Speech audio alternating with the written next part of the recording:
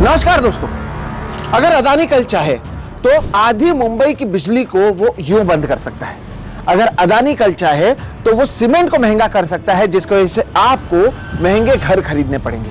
ये बातें मैं नहीं कह रहा, ये बातें महाराष्ट्र नवनिर्माण सेना के अध्यक्ष राज ठाकरे की ओर से शिवाजी पार्क के उनके भाषण में कही गई। एकाच माणसाला सगळ्या गोष्टी दिल्यात, वीज दिली, उद्या माणसाने समजा उद्या वीज बंद केली, आम्ही अंधारात। सिमेंट महाग केलं, काही बोलू शकणार नाही। सगळी पोर्ट्स खालपासून वरपर्यंत सगळी पोर्ट्स अदानीना, सगळी विमानतळ अदानीना। एक तरीके से राज ठाकरे ने बताया कि क्यों भारतीय जनता पार्टी साम दाम दंड भेद हर एक चीज का इस्तेमाल कर मुंबई जीतना चाहती है, ताकि इससे फायदा मुंबईकरों को नहीं बल्कि गौतम अदानी को हो। इतना ही नहीं, जब इस प्रचार सभा को वहां पर किया गया या राज ठाकरे ने आकर लोगों से बातचीत की, उनकी ओर से एक नहीं, दो नहीं, तीन वीडियो दिखाए गए। वीडियो बताया गया कि 2014 से पहले अदानी भारत में कैसे थे, 2014 के बाद 2025 तक अदानी का भारत में किस तरह की परिस्थिति है। केवल भारत क्यों, महाराष्ट्र की बात भी उन्होंने की, MMR की भी बात उन्होंने की। हम सभी को पता है कि आगामी BMC चुनाव उद्धव ठाकरे और राज ठाकरे एक साथ लड़ रहे हैं, और जब वो इस चुनाव को लड़ने की बात करते हैं, दो तीन बातें उनकी ओर से बार बार की जाती है। मराठी अस्मिता की बात की जाती है, मराठी मानुस की बात की जाती है, और मुंबई बचाने की बात की जाती है। ये जो मुंबई बचाने की बात उनकी ओर से की जाती है, उसी पर बात करते हुए राज ठाकरे ने बताया कि जो राजा की जान है वो तोते में अटकी हुई है, और तोता को मुंबई चाहिए ताकि वो अपने आप को और मजबूत कर सके। इसलिए भारतीय जनता पार्टी मुंबई हारना अफोर्ड नहीं कर सकती है। इसलिए आप पाएंगे कि इस म्युनिसिपल इलेक्शंस में भी तमाम बड़े बड़े मुख्यमंत्री, बड़े बड़े सेलिब्रिटीज को बीजेपी की ओर से लाया जा रहा है, और गली गली में अनाप शनाप पैसे बांटे जा रहे हैं। ये सब क्यों किया जा रहा है? राज ठाकरे की ओर से कहा गया ताकि गौतम अदानी को, ये जो मेरे पीछे आप शहर देख रहे हैं, वो दिया जा सके, मुंबई दी जा सके, गौतम अदानी की जेब को और मजबूत किया जा सके। लगातार हम अदानी पर बात करते रहे हैं, लेकिन ये पहली बार ऐसा हुआ कि एक सभा से वीडियो दिखाते हुए राज ठाकरे ने बड़े आरोप लगाए, सबूत के साथ आरोप लगाए, और यह बताया कि कैसे मुंबई को कमजोर किया जा रहा है। ये जो 3 वीडियो हैं, इसके बारे में तो हम आपको बताएंगे ही। इसके साथ ही साथ एक सवाल जो लगातार उठता है कि वो तो शरद पवार के साथ चुनाव लड़ रहे हैं, शरद पवार, राज ठाकरे और उद्धव ठाकरे एक साथ चुनाव लड़ रहे हैं, तो वो अदानी के खिलाफ कैसे बात कर रहे हैं? ये सवाल मैंने आदित्य ठाकरे से भी पूछा था। इसका भी जवाब आज के इस वीडियो में हम आपको बताएंगे, और बताएंगे कि कैसे मुंबई के कैरेक्टर को जब बदलने की बात की जाती है तो ठाकरे बंधु क्या बात कर रहे हैं और स्क्रीन से क्या बताया गया। नमस्कार दोस्तों, मेरा नाम है सोहित मिश्रा, और आप सभी का एक नए एपिसोड में बहुत बहुत स्वागत है। अगर आपने अभी मेरे इस चैनल सोहित मिश्रा ऑफिशियल को सब्सक्राइब नहीं किया है तो जरूर कर लें।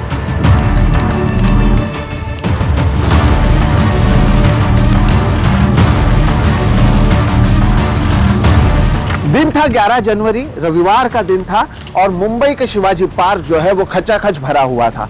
BMC चुनावों से पहले 2 ठाकरे, राज ठाकरे और उद्धव ठाकरे, 20 साल बाद एक साथ शिवाजी पार्क पर आए थे।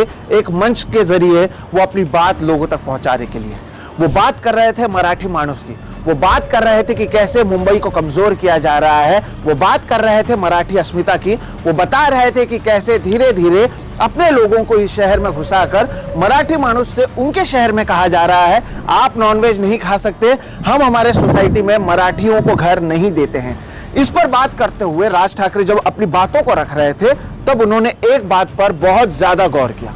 वो बात थी गौतम अदानी की, वो बात थी गौतम अदानी और नरेंद्र मोदी के बीच हुई दोस्ती की, और उसका वजह से मोनोपोली की तरफ बढ़ते हुए इस देश की। राज ठाकरे ने बताया कि आखिर म्युनिसिपल इलेक्शंस में बीजेपी की ओर से कभी हिंदू मुस्लिम की बात की जाती है, कभी बांग्लादेशी की बात की जाती है। वो क्यों करते हैं?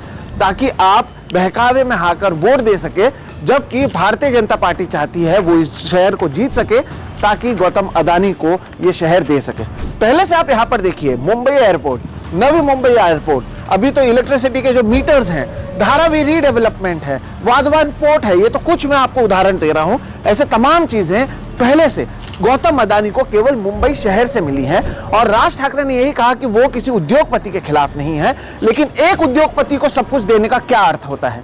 यानी कल अगर गौतम अदानी, जिनके पास बिजली अब आपने दे दी है, वो चाहें तो क्या वो मुंबई की बिजली को यूं बंद नहीं कर सकते हैं।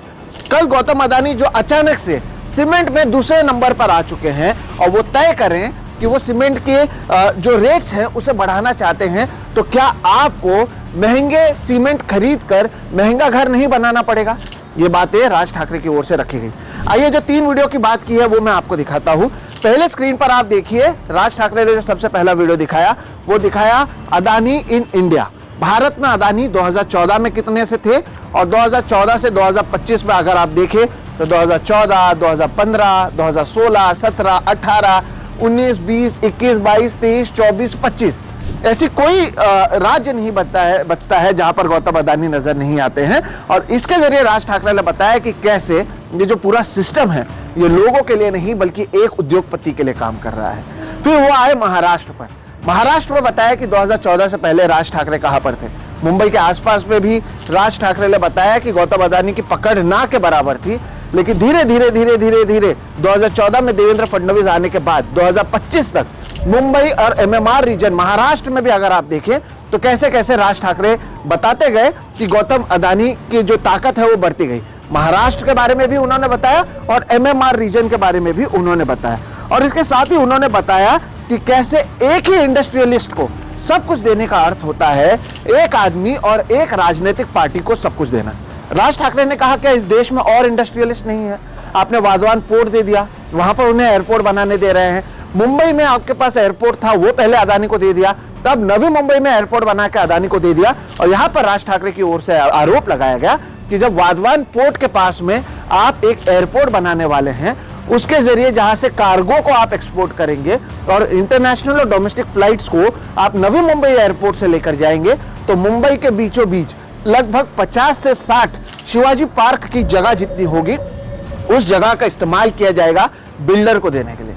अब बिल्डर कौन, ये क्या आपको बताने की जरूरत है, ये आप सभी को पता है कि अब मुंबई शहर पर किसकी नजर है, कौन है जो अचानक से अब बिल्डर भी बन चुका है और इसके जरिए मुंबई करों को और उनकी जमीन को कैसे लूटा जा रहा है, इस पर बातचीत राज ठाकरे की ओर से की गई है। दर्शकों, लगातार हम आपको बताए हैं इस चैनल को अगर आपने फॉलो किया है कि एक एक कर ऐसे कई मुद्दे सामने आए हैं जिसकी वजह से मुंबई के कैरेक्टरिस्टिक्स का सवाल उठता रहा है। चाहे वो कबूतर का मुद्दा हो, वेज नॉन वेज का मुद्दा हो, मुसलमानों को घर नहीं देने का मुद्दा हो, महाराष्ट्रियन को, महाराष्ट्र के रहने वाले लोगों को मुंबई में घर नहीं देने का मुद्दा हो, ये मुद्दे लगातार उठते रहे हैं और ये मुद्दों पर हम लगातार बातचीत करते रहे हैं।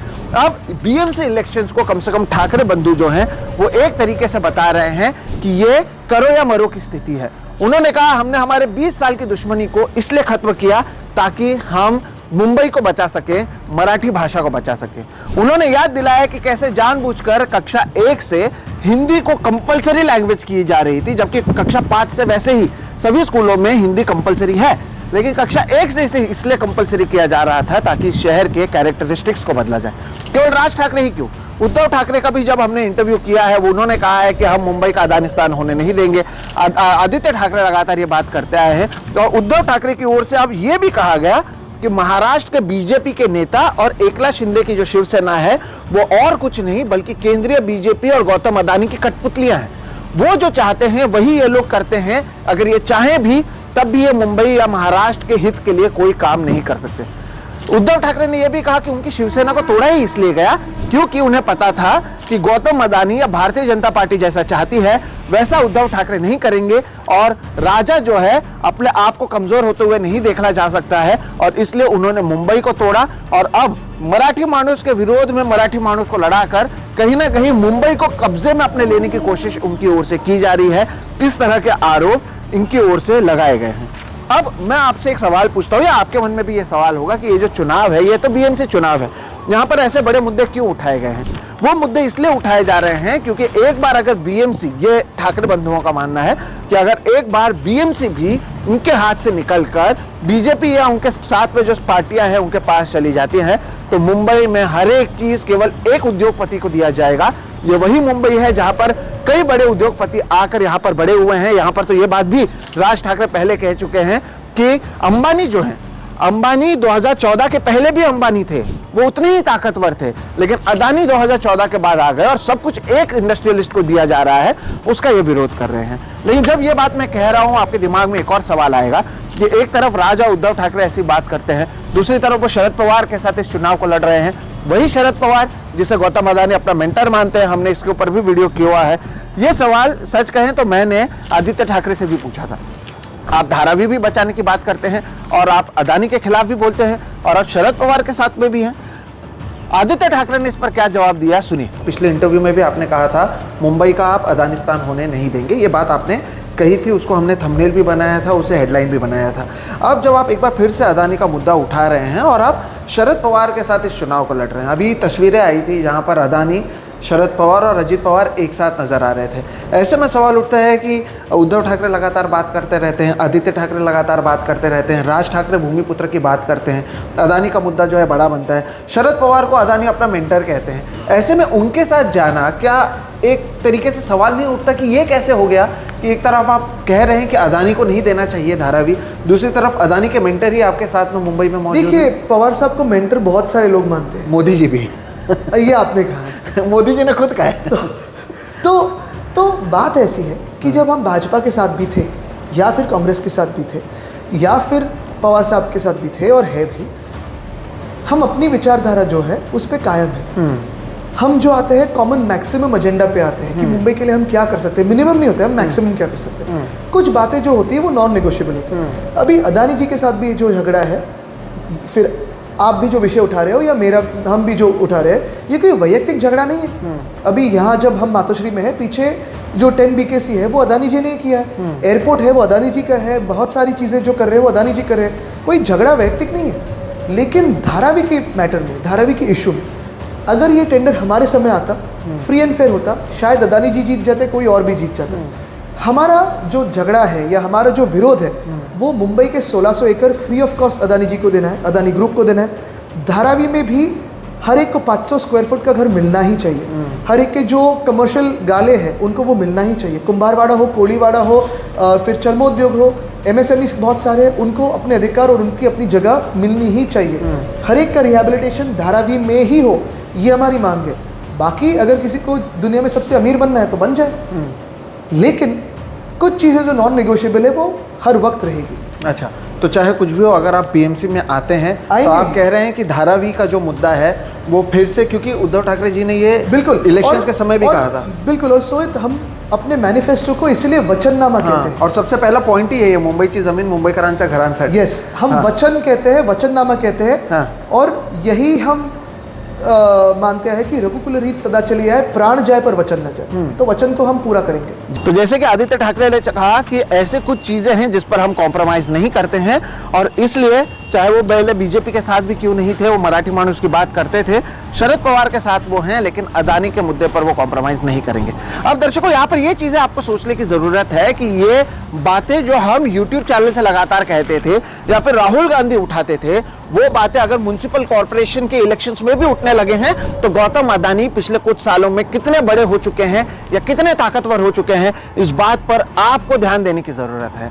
यहाँ पर पावर पॉइंट प्रेजेंटेशन इसलिए किया गया ताकि विजुअली आपको दिखाया जा सके कि एक शख्स के पास कितनी ताकत दी गई है। और याद रखिएगा, जब मैं ये बात कर रहा हूं, ये बात मैं नहीं कह रहा, इसे लेकर, इसी मुद्दे को लेकर, गौतम अदानी के मुद्दे को लेकर US के अदालतों में पहले से एक मामला चल रहा है जहां पर इन्हें पार्टी भी बनाने की कोशिश की गई है। ऐसे में अगर कल जाकर आप एक आदमी को इतना ताकतवर बना देते हैं, LIC का पैसा उनके पास मौजूद है। हाल ही में वॉशिंगटन पोस्ट की ओर से जो एक स्टोरी की गई थी उस पर भी हमने बातचीत की कि कैसे जो दोस्ती निभाई जा रही है भारतीय लोकतंत्र के नाम पर, उस पर हमने आपको बताया। ऐसे में क्या एक आदमी को इतना ताकतवर एक देश में, भारत जैसे इतने विशाल देश में बनाना, क्या ये खतरे की घंटी नहीं है? ये वही बातें हैं जो अब राहुल गांधी की ओर से केंद्र में उठाया गया था। उद्धव ठाकरे लगातार महाराष्ट्र विधानसभा चुनाव में भी उठा रहे थे और राज ठाकरे की ओर से अब म्युनिसिपल इलेक्शंस में भी उठाया जा रहा है। इन नेताओं को कहीं ना कहीं शायद कुछ ऐसी चीजें दिखाई दे रही हैं जो वो चाहते हैं कि जनता उसे समझ सके। हम लगातार हमारे इस चैनल के जरिए इन तमाम मुद्दों पर कवरेज करते आए हैं, लेकिन कहीं ना कहीं 10 साल में क्या दुनिया में आपने किसी इंडस्ट्रियलिस्ट को इतना बढ़ते हुए देखा है? एक ही इंडस्ट्रियलिस्ट पर यह सरकार मेहरबान क्यों है? और अगर वो सरकार एक इंडस्ट्रियलिस्ट पर इतना मेहरबान है, क्या वो कल जाकर अगर वो इंडस्ट्रियलिस्ट की ओर से कोई नाइंसाफी की जाती है और लोग सड़कों पर उतरते हैं, सरकार किसकी सुनेगी, आपकी या उस इंडस्ट्रियलिस्ट की? हालांकि यहाँ पर यह भी देखना महत्वपूर्ण होगा कि अगर उद्धव ठाकरे और राज ठाकरे बीएमसी जीतते भी हैं, वो अदानी को रोकने के लिए क्या करते हैं? क्या यहाँ पर कोई चेक पॉइंट्स होंगे या कुछ तरह की बातें होंगी जिसके जरिए यह तय किया जाएगा कि सब कुछ नहीं दिया जा सके? उनका प्लान ऑफ एक्शन क्या है, ये देखना भी महत्वपूर्ण होगा। लेकिन जो इशारा था इनका वो वही था कि भारतीय जनता पार्टी और एकनाथ शिंदे की ओर से अब तो जो बातें मुझे पता चल रही हैं, 5-5 हजार रुपए पर वोट कई जगहों पर दिए जा रहे हैं, कई जगहों पर अंधाधुंध पैसा दिया जा रहा है। ये पैसा आया कहां से? सबसे पहला सवाल तो यहां पर उठता है। और म्युनिसिपल इलेक्शंस के लिए आप इतने पैसे क्यों निकाल रहे हैं? क्यों आप चाहते हैं कि इस इलेक्शन को किसी भी तरह से जीता जाए? भारतीय जनता पार्टी की मंशा क्या है? इस मंशा की तरफ कहीं ना कहीं राज ठाकरे की ओर से और उद्धव ठाकरे की ओर से इशारे में कहा गया है। ऐसा लगता है कि मुंबई को अदानिस्तान बनाने की कोशिश की जा रही है और उसी का विरोध कहीं ना कहीं हो रहा है। अब यह देखना महत्वपूर्ण होगा कि इस बात की गंभीरता लोग समझते हैं या नहीं समझते हैं, क्योंकि एक तरफ मुंबई की सड़क, पानी और बिजली की बात है और दूसरी तरफ जो यहाँ पर बातचीत है वो ये है कि हिंदू मुस्लिम कैसा होगा? क्या बांग्लादेशी आगे जाकर मुंबई में बढ़ जाएंगे? क्या खान मुंबई का महापौर बन जाएगा? आपके जीवन में किस बात से कितना असर पड़ता है ये तो आपको तय करना है। लेकिन कहीं ना कहीं ऐसा लगता है कि कम से कम मुंबई के चुनाव में भी गौतम अदानी और उनके और नरेंद्र मोदी की दोस्ती और मोनोपोली की तरफ बढ़ता हुआ ये देश, इस मुद्दे की एंट्री हो चुकी है। क्या इस मुद्दे के जरिए आगामी 15 तारीख को होने वाले चुनाव में ठाकरे बंधु कमाल दिखा पाएंगे? ये देखना महत्वपूर्ण होगा। लेकिन कम से कम जो खतरे की घंटी है वो हमने आपके सामने लाने की कोशिश की है। फिलहाल इस वीडियो में इतना ही। दर्शकों, ये वीडियो आपको कैसा लगा जरूर बताइएगा। अगर वीडियो पसंद आता है तो इसे लाइक करें, दूसरों के साथ साझा करें। साथ ही साथ अगर आपने अभी मेरे इस चैनल सोहित मिश्रा ऑफिशियल को सब्सक्राइब नहीं किया है तो वो भी कर लें। आगे भी हम इसी तरह के वीडियोस लगातार करते रहेंगे। आप राज ठाकरे के इस पूरे प्रेजेंटेशन को कैसे देखते हैं, कमेंट सेक्शन में आपका इंतजार रहेगा। फिलहाल मुझे दीजिए इजाजत। मैं हूं सोहित मिश्रा, आप देख रहे हैं सोहित मिश्रा ऑफिशियल। नमस्कार।